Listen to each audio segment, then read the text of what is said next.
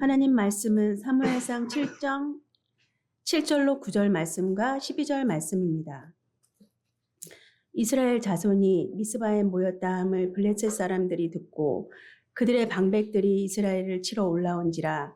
이스라엘 자손이 듣고 블레셋 사람들을 두려워하여 이스라엘 자손이 사무엘에게 이르되 당신은 우리를 위하여 우리 하나님 여호와께 쉬지 말고 부르짖어 우리를 블레셋 사람들의 손에서 구원하시게 하소서 하니, 사무엘이 젖먹는 어린 양 하나를 가져다가 온전한 번제를 여호와께 드리고 이스라엘을 위하여 여호와께 부르짖음에 여호와께서 응답하셨더라. 사무엘이 돌을 취하여 미스바와 센 사이에 세워 이르되 여호와께서 여기까지 우리를 도우셨다 하고 그 이름을 에벤에셀이라 하니라.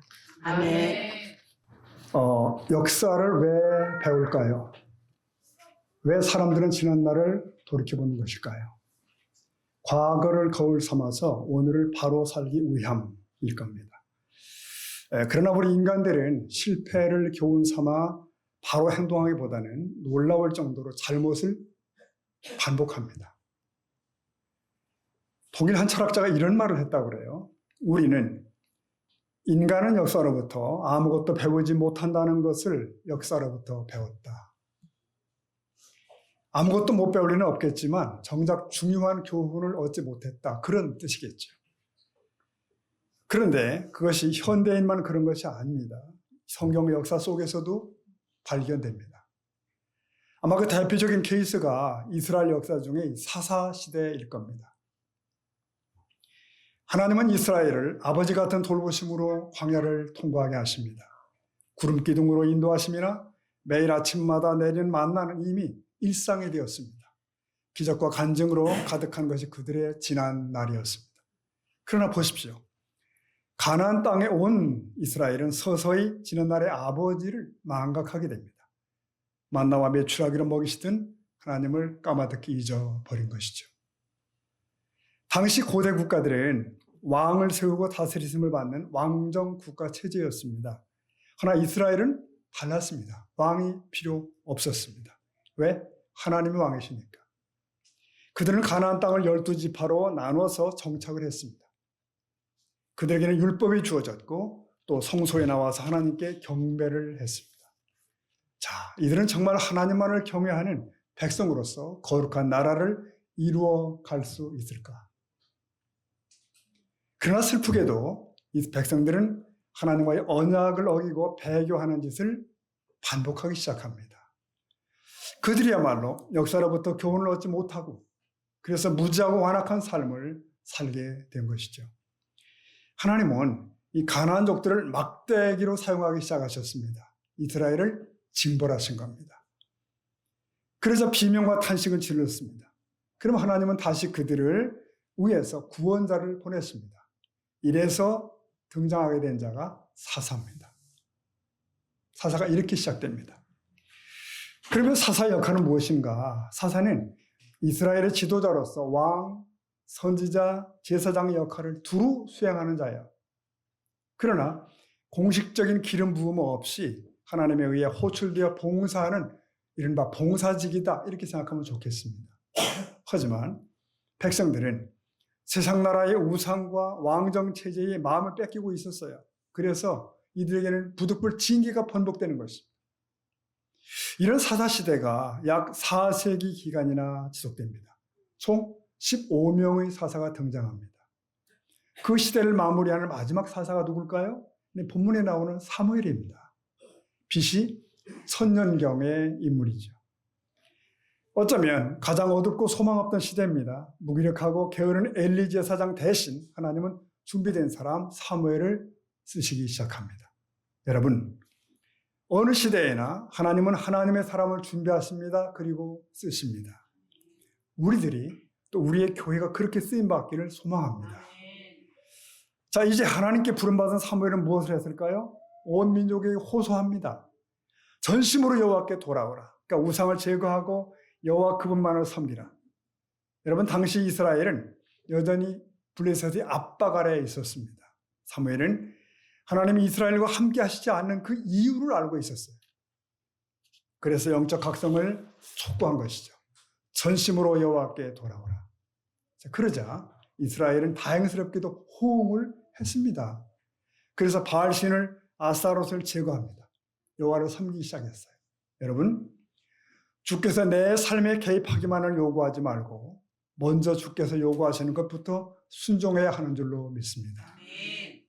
그런데 이 회개운동으로는 아직 온전치 않았습니다. 그래서 2차 회개운동이 준비됩니다. 사무엘은 온 민족을 한 장소로 소집하기 시작했습니다. 자, 7장 5절 보면은 사무엘이 이르되 뭐라 했나 읽어볼까요? 온 이스라엘은 미스바로 모이라. 내가 너희를 위하여 네, 이런 민족적 소집은 이스라엘의 국가적으로 위험한 일을 만날 때, 다급할 때 종종 있었던 일이었습니다. 여러분, 우리나라에도 그런 뜨거운 추억이 있잖아요. 여의도 대성회들 기억하시죠? 여의도 80만, 100만이 모였습니다. 밤새워 기도했어요. 때로는 비를 맞으며 철야도 했습니다. 그 시대야말로 우리나라 역사 가운데서 가장 영적으로 왕성했던 시기다라고 저는 생각합니다. 미스바는 예루살렘 북쪽 약 13km 지점에 있습니다. 사무엘이 백성들을 여기로 모은 이유는 아마 지리적으로 각 지파가 모이기에 무난한 지역이 아니었겠나 싶어집니다. 여의도처럼 말이죠. 미스바 성회의 목적은 분명했습니다. 대회개운동을 통해서 신앙을 회복하기 위한 거국적 성회였어요.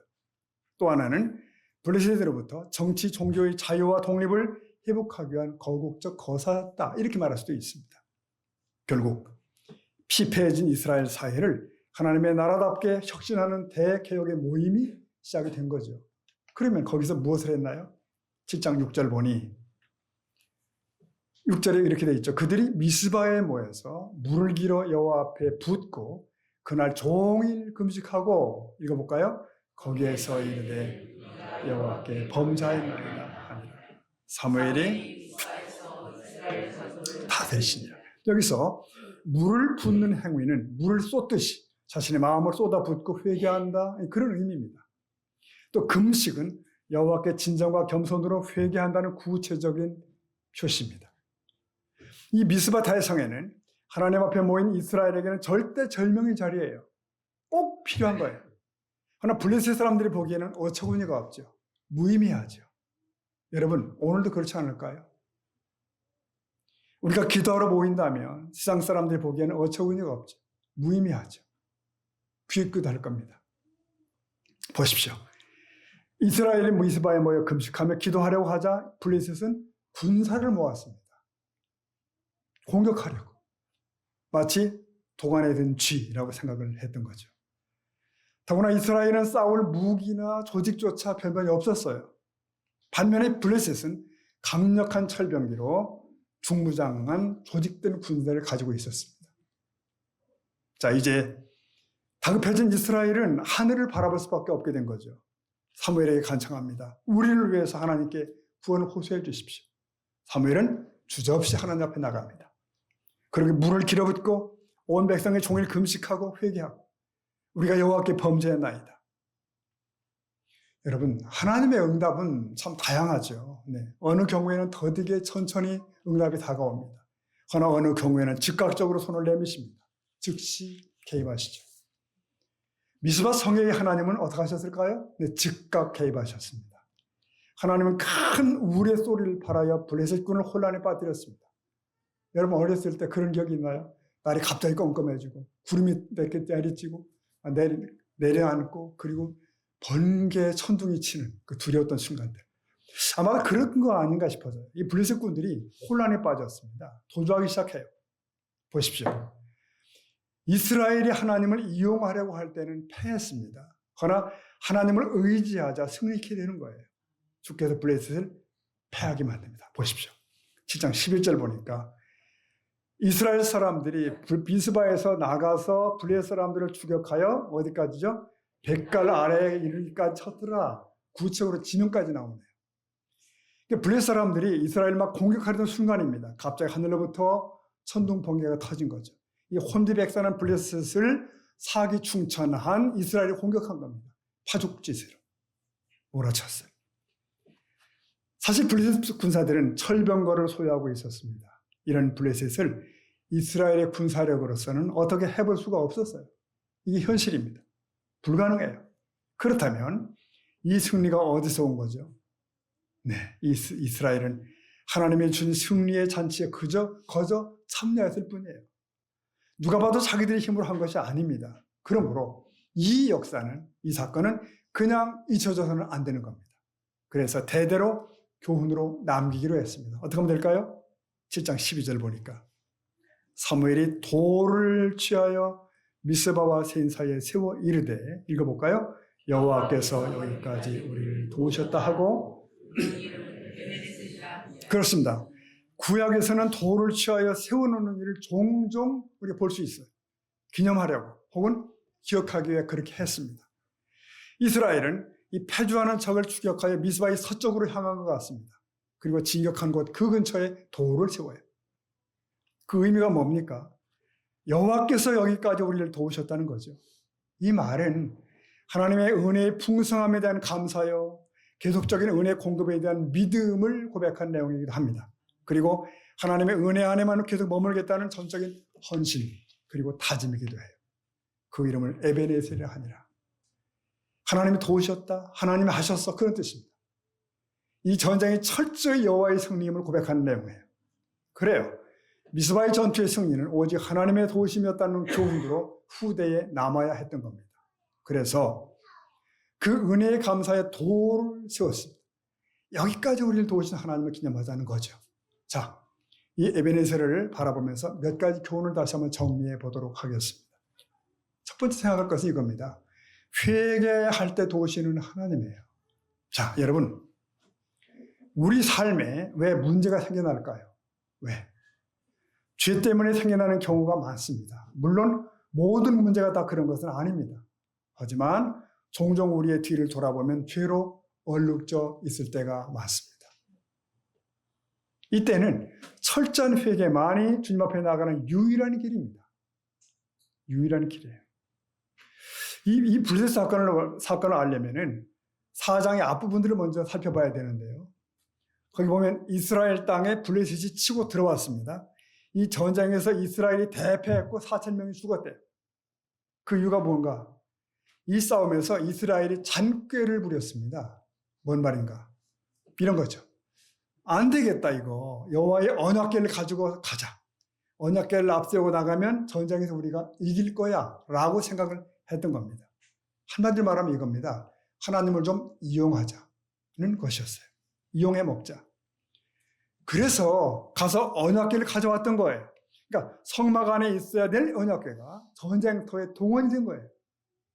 교회가 도착하자 이스라엘군은 기세가 올랐습니다. 막 환호성을 울리기 시작해요. 고함들이고 골짜기를 진동해요. 그 소리를 누가 들었을까요? 블레셋 사람들이 들은 겁니다. 블레셋 군이. 그들이 바짝 겁을 먹게 된 겁니다. 그들이 이런 말한 거예요.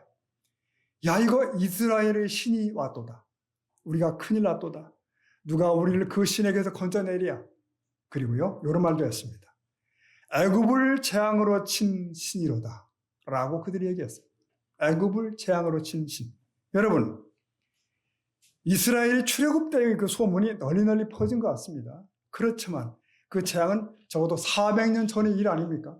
이때로부터. 그래서 이스라엘 자신도 그 사건을 잊고 있는 거예요.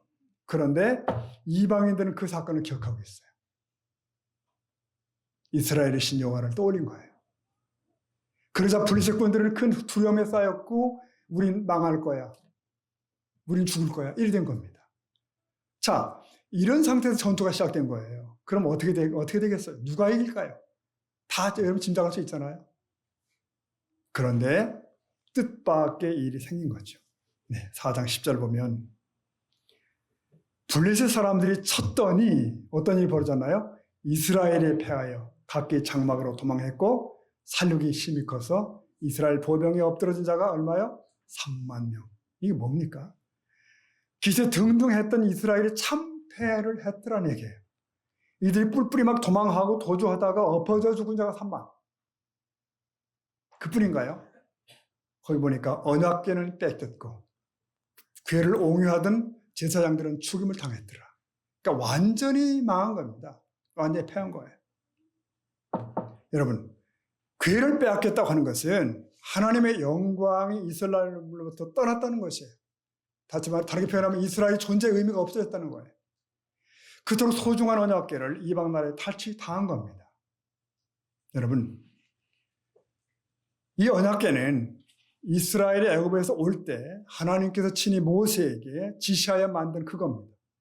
성막을 짓고 궤를 중심에 안치했어요. 이것은 이스라엘 가운데에 하나님의 임재하심을 의미하는 특별한 행위였습니다. 그 언약궤를 중심으로 동서남북 진을 치면서 이스라엘은 가나안 땅까지 왔던 겁니다. 그 귀한 언약궤, 그 법궤를 뺏겼다는 거예요. 여러분 좀 생각해 보십시오. 이 상황에서 누가 놀랐을까요? 물론 궤를 뺏기고 패한 이스라엘이 놀랐겠죠. 아니 이럴 리가 없는데 이거 뭐지? 이렇게 했죠. 근데 여러분 더 놀란 자들이 있습니다. 누군지 아십니까? 블레셋 사람들일 거예요. 어쩐 일이지? 네. 우리가 이길 리가 없는데 그 막강한 이스라엘 여호와신이 떠나갔나? 이렇게 된 겁니다. 저는 이런 생각을 하게 됩니다. 이스라엘 백성으로 인해서 하나님이 망신당한 날이 그날입니다. 충심으로 하나님을 섬기지 않는 자들이 하나님의 이름만 내세울 때 하나님과 함께 하실 수가 없습니다. 불가능합니다. 하나님은 자신의 불명예를 무릅쓰고라도 가짜 신앙의 사람들을 외면하시고 배제하신 거예요. 네. 얼마나 저들이 주님을 멀리 떠났던지 법궤 맞아 다 사라지고 말았습니다. 없어졌어요. 그 후 하나님의 궤는 타향을 떠돌게 됩니다. 타향살이 밑에 든가 떠돌아요. 그리고 우여곡절 끝에 궤는 이스라엘 경내의 기럇 여아림에 오긴 오는데 그로부터 또 20년을 방치합니다. 여러분 이게 바로 당시 이스라엘의 영적 상태예요. 하나님과의 관계가 이 지경 됐던 거예요. 무슨 말입니까? 아직도 이스라엘은 하나님을 중심으로 섬기지 않았더라. 저들은 하나님께 돌아오지 않았어요. 그래서 하나님은 징계의 막대기를 또 드시는 겁니다. 바로 블레셋입니다. 이 블레셋으로 하여금 침략하게 하고 짓밟게 하셨어요. 이 고통의 날이 지속됩니다. 그러자 이스라엘이 비명을 또 지르는 거예요. 하나님 좀 살려주십시오. 하나님 살려주십시오. 사무엘 선지자님 우리 좀 살려주십시오. 여러분 그래서 선포되는 기도회가 본문에 나오는 미스바 대성회입니다. 미스바 대성회 10장 5절 보면은 사무엘이 이르되 읽어볼까요? 온 이스라엘은 미스바에로 모이라 내가 너희를 위하여 네 여러분 우리는 하나님 앞에 은혜를 누리기 위해서 잘못된 데서 돌이켜야 된다. 이스라엘 백성의 문제는 우상 숭배였거든요. 하나님이 가장 미워하는 우상 숭배를 했어요. 여러분 예수님도 이런 말씀하셨잖아요. 마태복음 6장 보면은 한 사람을 두 주인을 섬기지 못한다. 너희가 하나님과 재물을 겸하여 섬기지 못하리라. 그런 말씀하셨어요. 그래 우리가 이 세상을 살아가는 동안에 하나님을 섬긴다고 하지만 눈에 보이는 것을 따라가는 경우들이 많죠. 네. 물질을 따라가기도 하고 세상 재미를 따라가기도 합니다. 종교개혁자 마틴 루터가 이런 말을 했어요. 당신의 마음이 붙들려 있는 것이 바로 당신의 신이다. 네. 우린 지금 그렇다면 무엇에 붙들려 있는 것일까? 사람이 붙들려 있으면 사람의 우상이 되는 거예요. 밤낮 자기 자식만을 끌어안고 있으면 아이밖에 모르면 아이가 그 자리를 차지하게 됩니다. 여러분 심지어 요즘은 강아지를 너무 사랑해가지고 강아지를 내 새끼라고도 합니다. 네, 분당 쪽에 어느 목사님이 고민이 생겼다고 그래요. 주일날 강아지 볼 사람이 없어서 예배를 빠지는 사람이 생겼다는 거예요. 네.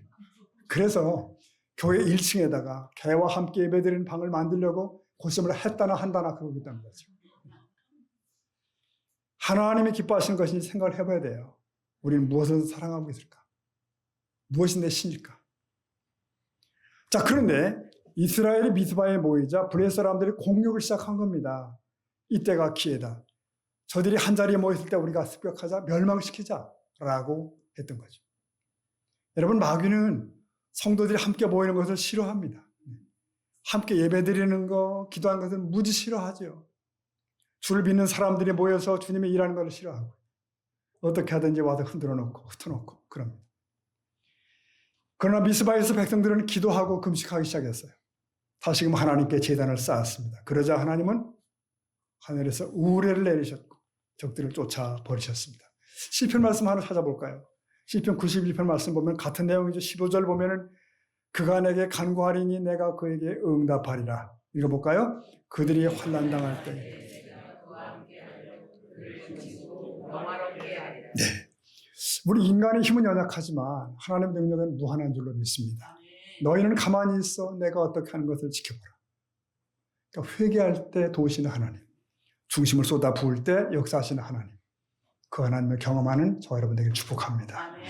자, 이스라엘군은 엄청난 승리를 얻게 됩니다. 하나님의 은혜로 놀라운 기적을 체험하게 돼요. 그래서 돌비를 세우고 에벤의 대략을 명명하죠. 하나님께서 여기까지 우리를 도우셨다. 여러분, 이 도움의 돌을 세운 자리가 어딘지 아십니까? 20년 전 블리셋과 싸워서 완전히 실패하고 낙심했던 그 자리예요. 모든 걸 다 뺏기고 절망에 처했던 그 자리입니다. 그러나 회개하고 주께 돌아오니 주께서 그 자리에 의미를 바꿔 주신 줄로 믿습니다. 패배의 자리, 실패의 자리를 다시 회복의 자리, 승리 자리에 바꿔주신 거죠. 여러분, 우리의 삶이라는 것이 그렇습니다. 당장 그 현실에서는 난감할 수밖에 없을 때가 많죠. 그 자리에서는 이해도 되지 않고 원망만 나와요. 그런데 그런 순간순간들이 모아져서 우리의 인생 여정이 되잖아요. 그래서 차분히 과거를 돌아보면 뭐가 보여요? 은혜가 보입니다. 은혜가 보여요. 그래서 믿음의 사람들은 이런 말로 고백할 수가 있어요. 합력하여 선. 그럽니다. 한번 따라 하실까요? 합력하여 선. 네. 내 모든 지난 일들이 주 안에서 합력하여 선을 이루는 거예요. 악의를 맞춰간다고요. 누가 그렇게 하시죠? 우리 주께서 하십니다. 여러분, 그 믿음의 눈으로 지금의 현실을 다시 보자는 거예요. 삶이란 마치 양탄자를 짜는 것 같아서 그 양탄자의 뒷면만 보면 어수선하고 볼품이 없는 거죠. 의미 없는 실밥들이 뒤엉켜 있는 거예요. 그러나 앞면을 보면 아름다운 작품들이 드러나 있습니다. 푸른 하늘이 있고 드넓은 초원이 있고 멋진 예술 작품이 거기 담겨져 있는 거예요. 여러분, 여러분이 어떤 삶을 살았든지 어떤 실패가 있었고 어떠한 상처가 있는 삶을 살았더라도 오늘 주께 돌아와 마음을 쏟아 놓으면 그 상처의 자리가 변하여 희망의 자리가 될 줄로 믿습니다. 하나님은 이스라엘이 절망에 빠진 그 자리를 변화시켜서 기적을 후손에게 남겨놓는 자리까지 이끌어 주셨어요. 그리고 기념비를 세울 수 있게 하셨어요. 여기까지 도우셨다. 고백하게 하셨어요. 여기까지 도우셨다. 우리 장로님 기도 중에 우리 세수만거리 도우시는 하나님을 참 너무 잘해 의리롭게 말씀해 주셨어요. 기억나시죠? 2016년 12월 우리 교회가 이곳으로 이사한 때입니다. 그로부터 9년여를 이렇게 지내왔습니다. 이 공동체 안에 우리 모두가 이런 고백을 오늘 아침에 할 수 있을 것 같아요. 참 어쨌든 세월은 빠르다.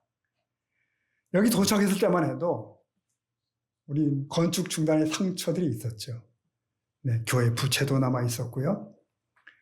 모두들 마음이 힘들고 그랬습니다.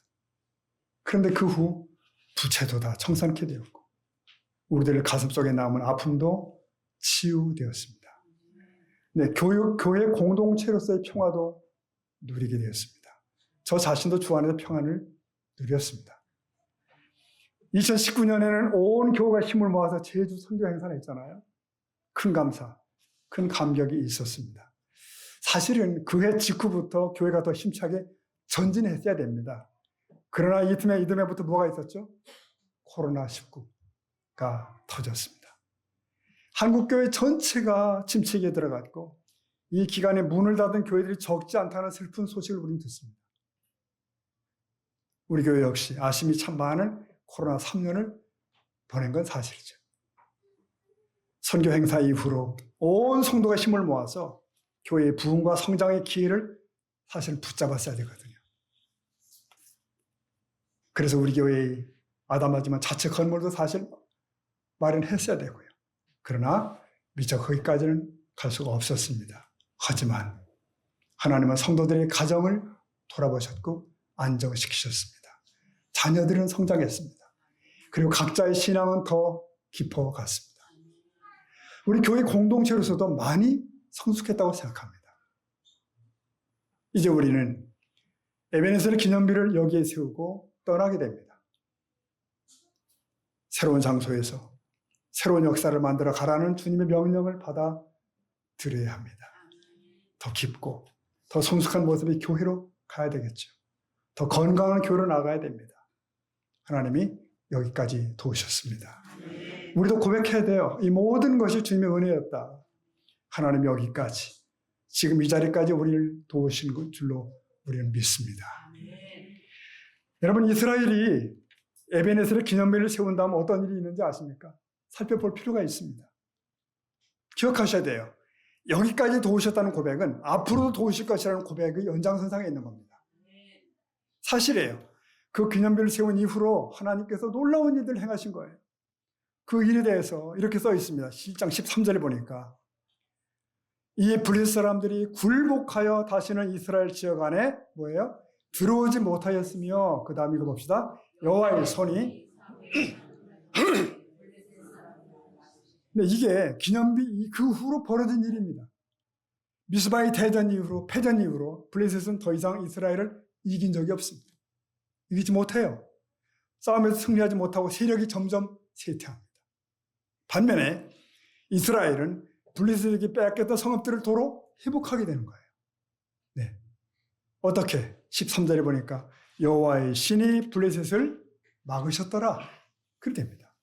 그러니까 블레셋이 파상적 공격은 있었어요. 그러나 그때마다 하나님께서 친히 적의 공격을 막아주셨습니다. 때문에 이스라엘은 뭐가? 평화가 온 거예요. 평화는 하나님이 주시는 겁니다. 보십시오. 하나님이 함께 하시니까 대적들이 힘을 쓰지 못해요. 언제 하나님이 함께 하셨어요?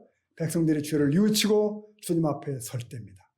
그러자 하나님이 권능의 손으로 함께 하십니다. 백성들은 그 승리 영광을 또 하나님께 돌려드리고 에베네셀 하나님이 하셨다 고백하고, 그러자 하나님은 그들의 미래와 함께 하신 하나님이 되어주십니다. 심지어 과거에 잃어버린 것까지 다 회복시키기 시작해요. 7장 14절 보니까 이렇게 설명합니다. 블레셋 사람들이 이스라엘에게서 빼앗았던 성읍이 에그론부터 가드까지 이스라엘에게 회복되니, 자 읽어봅시다. 이스라엘이 그 사방 지역을 블레셋 사람들의 손에서 도로자였고 평화가 있어요. 보십시오. 블레셋 족속들에게 빼앗겼던 성읍을 다 회복해 하셨어요. 블레셋 경계의 동쪽 성읍들을 다 회복시켰어요. 사실 이 부근의 성읍들은 오랫동안 블레셋의 압박하에 있었습니다. 그런데 이 사무엘 시대에 다시 되찾은 거죠. 여러분 그뿐인지 아십니까? 보세요. 이스라엘과 아모리 사람 사이에 평화가 있었더라. 이 부분이에요. 이 두 민족은 역사적으로 아주 계속 앙숙관계, 한일 관계보다 더해. 앙숙관계. 특히 아모리족은 가나안 여러 족속 중에 가장 가시 같은 족속이었어요. 출애굽 이후로 계속적으로 이스라엘을 괴롭힌 족속이 누구? 아모리예요. 그러나 사사 사무엘의 시대에 이들 간에 평화가 왔습니다. 이유가 뭘까요? 저들이 겁을 먹은 겁니다. 저들은 블레셋이 이스라엘에게 망하는 걸 목격했어요. 아모리 족속도 겁을 먹었습니다. 이스라엘의 우위세에 눌려버린 거죠. 여러분, 싸우지 않고도 이기는 방법이 여기 있습니다. 싸우지 않고도 이기게 된 거예요. 네, 에베네셀의 하나님은 과거뿐만 아니라 미래도 승리케 하신 줄로 믿습니다. 평화를 펼쳐주신 거예요. 그래서 에베네셀의 하나님은 여호와 니시 하나님, 승리 하나님이에요. 블레셋을 이길 뿐만 아니라 예견 못한 복들도 허락하셨어요. 더불어 주시는 승리 평화도 주셨어요. 네, 오늘 말씀을 매듭하겠습니다. 여러분, 사람에게 정말 중요한 것은 하나님과의 관계 회복입니다. 교회도 그렇습니다. 나라도 그렇습니다. 이것이 이루어지면 어떤 상황에서도 승리와 성공이 있습니다. 이스라엘 백성이 하나님께 돌아올 때 하나님은 저들의 역사를 새로 쓰게 하셨습니다. 슬픔과 패배 대신 평안과 승리를 쓰게 하셨어요. 네, 감격의 기념비에 에베네셀이 하나님을 새기게 하셨습니다. 여러분, 저와 여러분의 에베네셀 기념비는 무엇일까요? 어디쯤 있을까요? 여기까지도 오신 하나님이 앞으로 우리의 호흡이 닿은 날 그날까지 도와주실 것입니다. 붙들어 주시고 회복시켜 주실 겁니다. 메울 수 없던 마음의 상처까지 주께서 꿰매어 주실 겁니다. 여러분, 우리 하나님은 누구예요? 에베네셀이 하나님입니다. 지난날 은혜를 베푸신 분이시여 지금도 승리케 하신 임마누엘 하나님. 지금뿐만 아니라 미래를 보장하신 분이에요. 여호와 니시 하나님입니다.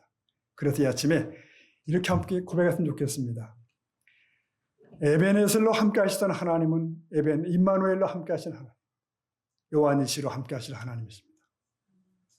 제가 앞부분 에베네셀로, 그럼 여러분들은 함께 하시던 하나님. 이렇게 한번 고백해 봅시다. 제가 먼저 하겠습니다. 에베네셀로, 임마누엘로, 여호와 니시로, 아멘. 그 하나님이 우리 하나님인 줄 믿습니다. 아멘입니다. 우리 에베네셀 하나님 찬양 좀 불러봤으면 좋겠습니다. 고백하면서 함께 하십시다.